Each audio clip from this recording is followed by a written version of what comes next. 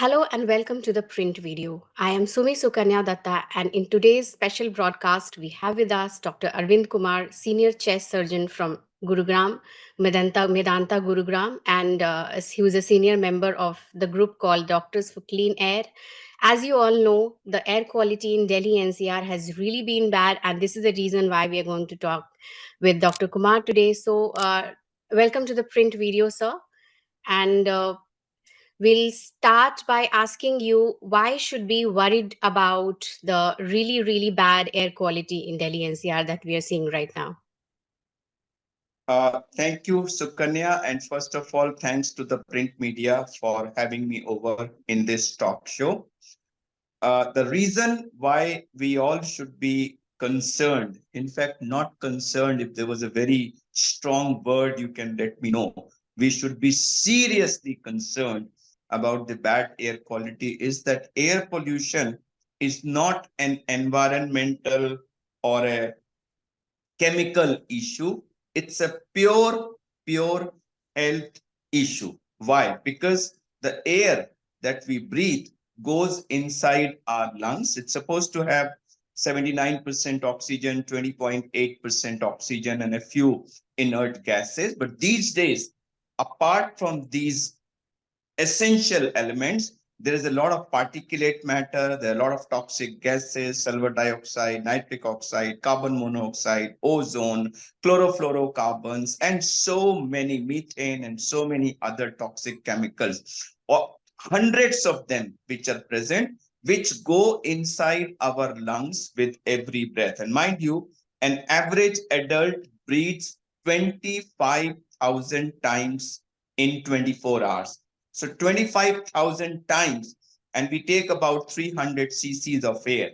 So 300 cc's of toxin containing air goes into our lungs 25,000 times. And even if a teeny mini fraction of what goes inside gets deposited, you can imagine the amount of dirt and dust and toxins which are getting deposited in our lung. And that's why, as a chest surgeon, when I open chest of people these days, even teenagers, I'm finding black deposits on their lungs. And this deposition is increasing in terms of its intensity with every passing year, which signifies the silent but serious damage which is occurring to people without their being aware. From there, these toxins get absorbed into the blood and go to every organ of the body from head to toe. So from brain to lungs to heart to kidneys to reproductive organs to intestines, there is no organ in the body which escapes the ill effects of air pollution. And there is no age group from a newborn to an elderly person. Anyone who breathes has this problem of air pollution. In fact, now there is enough data to show that even before we become capable of breathing by coming outside of the mother's womb into this world, even before that, those 9 months that we are in our mother's womb, even at that time, this air pollution does not leave us. When the mother breathes this toxic air and her blood has these toxins, the toxins go into the child through the placenta and does damage there. So this damage starts before we are born and continues till the last breath of our life. And therefore, to Kanya, air pollution is a serious health issue that every human being should be concerned about. Yeah, you have said that breathing in Delhi NCR these days is like smoking 25 to 30 cigarettes a day. What makes you say that? Is there data to back that? Is that scientific evidence to say that? Yes, yes. So Kanya, every time I make a statement, it's not my figment of imagination. I always base all my statements on data. Only thing is, when I have data, I don't refrain from making even very strong statements. And there are two very strong statements which I have been repeatedly making over television last few years. One is that in India, there is no non-smoker. And two, our newborns become smoker from the first breath of their life. These are two very strong statements. I'll give you the reason for that. So there is data in the literature to say that when we compare the ill effects of PM 2.5 to the ill effects caused by smoking, there is a conversion figure which says that 22 microgram of PM 2.5, 22 microgram per meter cube is equal to one cigarette as far as 24 hours damage is concerned. So if your AQI or PM 2.5, mind you, when you talk of AQI, AQI has six parameters which are taken into the algorithm, but the single biggest contributor to level of AQI is PM 2.5. So it's not synonymous, but more or less PM 2.5 represents AQI. So if PM 2.5 is say 300 or 350, it's equal to nearly 15 to 20 cigarettes. And these days, there are areas in Delhi where it's more than 600. So that's equal to 25 to 30 cigarettes. And mind you, when a newborn comes into this world and when he or she takes the first breath of our life, he or she breathes the same air. And if you have AQI or PM 2.5 of 500 plus, a newborn on the first day of his or her life breathes 25 to 30 cigarettes. And that's why I made this statement that in a polluted city, newborns are smokers, children are smokers, everybody, whether you smoke cigarette or not, by virtue of having inhaled that toxic air 25,000 times a day, you are a smoker. And so, Kanya, the newborns breathe 2 to 3 times faster than adults, and children breathe about twice as fast as adults. So they breathe more and they have developing tissues. So when the developing tissues are exposed to these toxic chemicals, the ill effect is far more than what you see in us adults where the tissues are already developed. Scary. That is really scary what you're describing, doctor. So please help. Many of our viewers already know the ill effects of pollution, but can you please also elaborate in detail the ill effects of pollution that can happen to individuals? So let's start from the intrauterine life. In the first 3 months of pregnancy, the organogenesis takes place, which means from that small little embryo, the organs differentiation starts. If you have toxic chemicals hitting that baby, you can have defects in that development, leading to congenital defects. And it's a proof fact that pregnant mothers staying in polluted cities give rise to children who have a higher incidence of congenital defects than other children of babies of mothers who are in non-polluted area. In the second and third trimester, the growth takes place. So that time it can cause growth retardation, death inside the uterus, premature delivery, and whole lot of problems after delivery. Now the baby comes out and takes the breath in the first 24 hours. When these toxins go into their small airways, the airways develop swelling in their lining. And we know that the resistance is inversely proportional to the power 4 of the radius. So if there is a minimal thickening of their airways, you can imagine how much of resistance they have, and therefore they have fast breathing, which in newborns is called bronchiolitis. And that's why you find a nebulizer becoming an ubiquitous item in all those households who have small children. And this can cause pneumonia. This also damages their all other organs in the body. And in the under 5 age group, exposure to toxic levels of air pollution is one of the commonest causes of pneumonia related deaths in under 5 children. It also causes retardation of brain development. It causes hyperexcitability in children. Later on, these children develop all kinds of cancers. Their lung development is affected. They have premature hypertension and all kinds of other problems. As they go into adulthood, they have higher incidence of various lung problems, asthma, allergy, COPD, tuberculosis, and lung cancer. There is higher incidence of hypertension and heart attacks. There is higher incidence of brain attack, which means paralysis. And there are a whole lot of other problems. In fact, recent data suggests that the obesity epidemic which India is witnessing also has links to pollution, which we also showed in a study by Lung Care Foundation in 1100 school children in Delhi, where we found 40% of the children in the age group of 11 to 14 in three leading schools of Delhi to be suffering from overweight or obesity. And these children had almost one third of them had asthmatic tendency as proved by on-site spirometry breathing test, which we have shown already in Delhi children. And then lung cancer. As a lung cancer surgeon, I'm now seeing 50% of my lung cancer patients to be non-smokers. And more women and more non-smokers are coming, and the age group is getting younger and younger. So and in fact, just a few days back, I read a report from Europe that they have found a correlation between breast cancer and air pollution. And also now there is data to say that the diabetes is also linked to air pollution because these toxins go into the pancreas and they cause swelling in the pancreas, resulting in abnormality of insulin metabolism.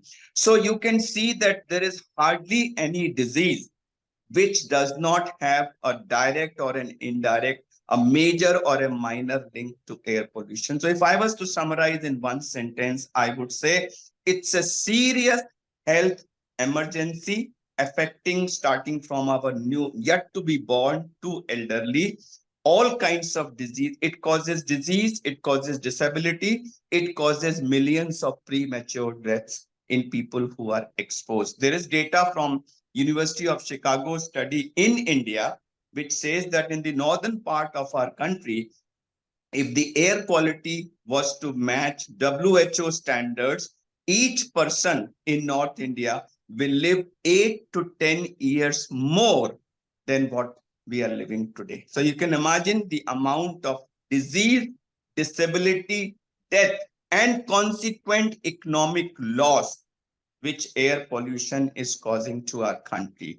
Worst of all, it's affecting our next generation, which is the future of India.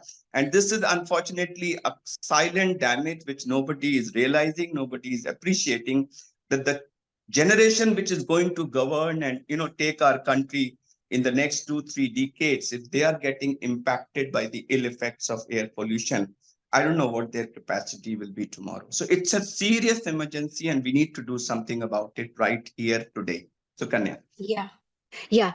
So you have also said that we talk about air pollution only when the visible air quality looks bad to us, but round the year is never really good. Probably in a year, we only get a day or two when the AQI is less than 15 in Delhi, for instance. So can you speak a little about that as well? Yeah. So, Sukanya, there are two parts of air pollution. One is the optical quality of air, and other is the chemical quality of air. So, these days, Right. as you would look outside your window, you will find that you can hardly see 100 to 100 meters. The visibility is poor. A day before yesterday, we didn't have sunshine the whole day because there was a thick layer of fog. So, this is optically bad looking air, which is when everybody says, oh, there is pollution, there is pollution. But sadly, the pollution is there around the year. When you look at the parameters, you look at PM 2.5, PM 10, you look at the levels of gases, you find that they are always much above WHO as well as much above the Indian standard. We have our standards which are higher than WHO, and these levels 365 days a year are above our standards also. So Kanya, there is hardly any day in Delhi and North India, at least, where the air quality even touches our standards, except immediately after a heavy rainfall. That's the only time. If you have rainfall for 24 hours, well, a few hours thereafter, the air quality will be good. It just takes few hours to spoil that air. So air quality remains bad throughout the year, but in the months from February to September, optical quality improves and people think that there is no pollution, but pollution is there around the year. So, Kanya. Yeah.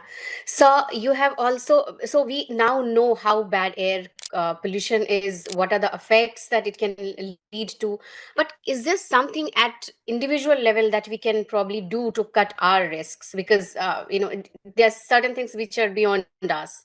So is there something you suggest people to do? So this is a question asked every day of me. Somehow I don't know why we. I would like to see the country, including media, getting obsessed with how can we stop, reduce pollution. I want people to be obsessed with this. Unfortunately, the question asked to me is not how can we reduce pollution. Every time on every TV interview, a question asked me, how can we prevent ourselves from getting the ill effects? Sukanya, if the AQI is 400, and we have to breathe 25,000 in 24 hours. Tell me, what on earth will prevent the damage? Well, you want to use the mask. I know you are probably referring to the use of mask. The surgical mask, the cloth mask does no good. N95, if you wear it properly, which means your nose is covered, your mouth is covered, and the mask is snugly fitting around your nose and mouth, so that 100% of the air is passing through N95, it will be able to prevent 95% of the particulate matter, not gases. There is no mask which can prevent the gases from going inside. Gases will still go. But yeah, you will be safe from the particulate matter, but only as long as you are wearing the mask. So, Kanya, imagine, can the whole country, 140 crore people, be wearing a mask 24 by 7? That's a good way of protecting ourselves from particulate matter. But is that practical? No. When we send our children to school, they've got to run, they've got to play, they've got to talk to each other. Can you imagine a school where 100% of the children are wearing masks? From the time of arrival till departure, teachers are wearing masks. How can you lead your normal life?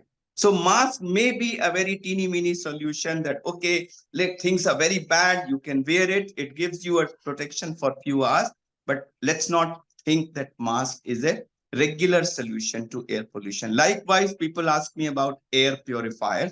Air purifier is like air conditioner. It sucks in air, makes it pass through a mechanical filter, which is usually a HEPA filter, and puts that air back in the room. So you need to have your doors and windows closed and air handling capacity of that unit enough for the volume of air in your room. And it will only work as long as your windows and doors are closed. And it will only help you as long as you are inside that closed room. The moment you step out of the house, market, mall, car, office, somebody else's house, the protection is lost. And also, in such high AQI, the filter gets clogged very fast. And if you don't change that filter, then instead of purifier, it actually might become dirty fire because so much of link is there. So therefore,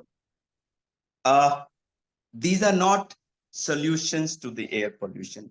So Kanya, the solution lies in all of us collectively looking at the sources. From where is the air getting dirty? And if you look, there are two major sources.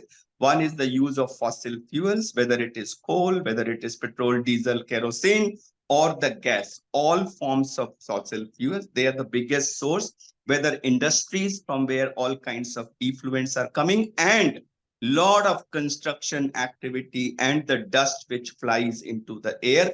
These are the main, and of course, the lot of burning which takes place from our lanes across the country, where the safais wala put all the leaves on fire, to the crop burning in neighboring states. There are multiple sources, and we need to hit and work on all those sources. Unfortunately, it is each one of us, the 140 crore people, who do small activities which contribute. And that's why I say there's a term I coined which is called my solution to pollution. If each one of us says that, okay, I'm going to reduce my contribution by 1%. I'll drive less, I'll walk more, I'll not do any burning, etc. 1% solution contribution from 140 crore will become significant. Plus, in addition, the authorities have to take the harsh decisions which they need to take to switch from fossil fuels to cleaner sources of energy.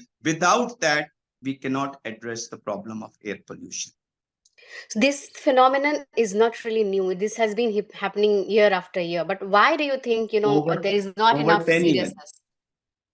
Yeah, absolutely. I think, Sukanya, one of the reasons why there is not enough awareness is because a lot of people don't yet know the extent of damage. See, I followed COVID also very carefully. I was very active at that time also, and I'm active in the air pollution field also.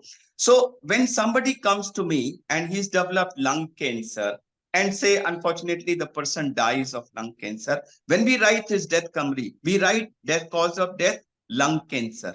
Now that lung cancer happened because of his exposure to air pollution, but air pollution does not find a mention in the cause of death.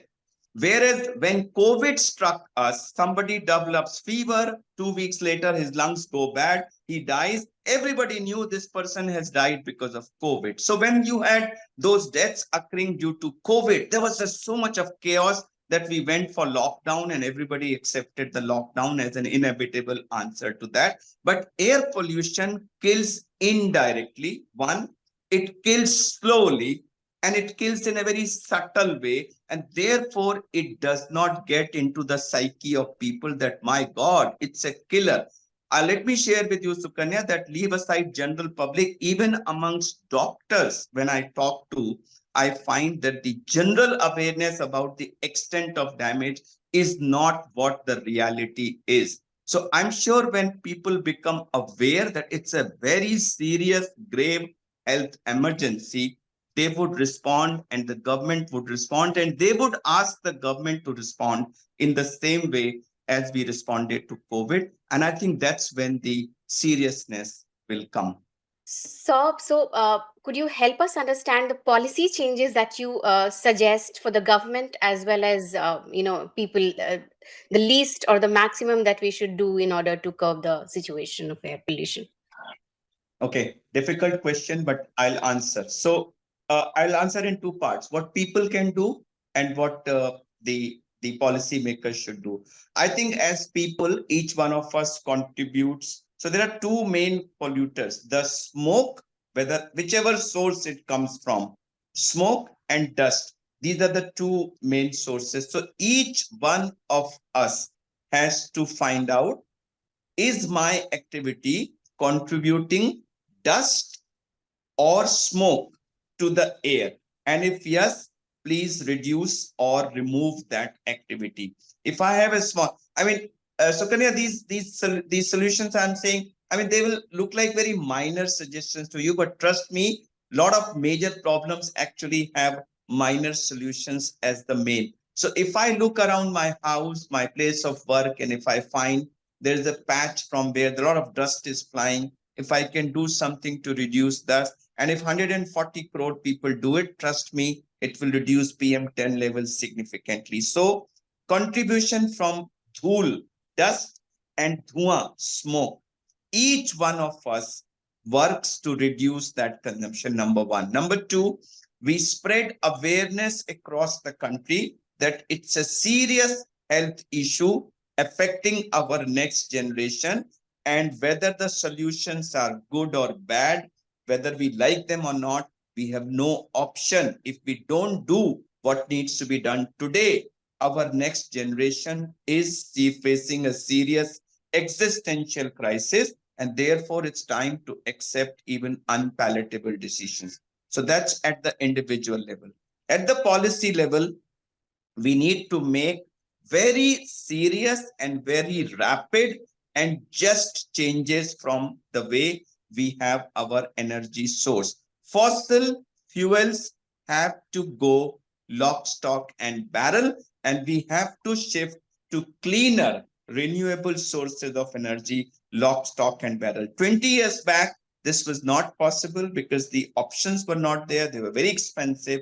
But today, enough research has been done where these options are available. They are only as expensive as energy coming from the fossil fuels. And there's a huge amount of subsidy which is going into the fossil fuel industry. which, if diverted towards the cleaner sources, will make that even cheaper. So we need to make that shift quickly, in a total way, and in a just way, so that the haves and have nots all have equal access to cleaner energy. And when policymakers do that, some of those will be inconvenient to us, and we as people should be willing to accept those changes. In fact, we should be demanding those changes, so that the politicians and the bureaucrats and the policymakers are not afraid of taking those. So when there is a demand from people, and when there is a political will from the policymakers, when the two merge, we will have solution to the problem of air pollution. With that, we'll wrap up the conversation, and let's hope that there are immediate as well as long-term measures to address the issue. Thank you so much for joining the talk, sir. Thank you so much. Thank you, Sukanya. Thank you.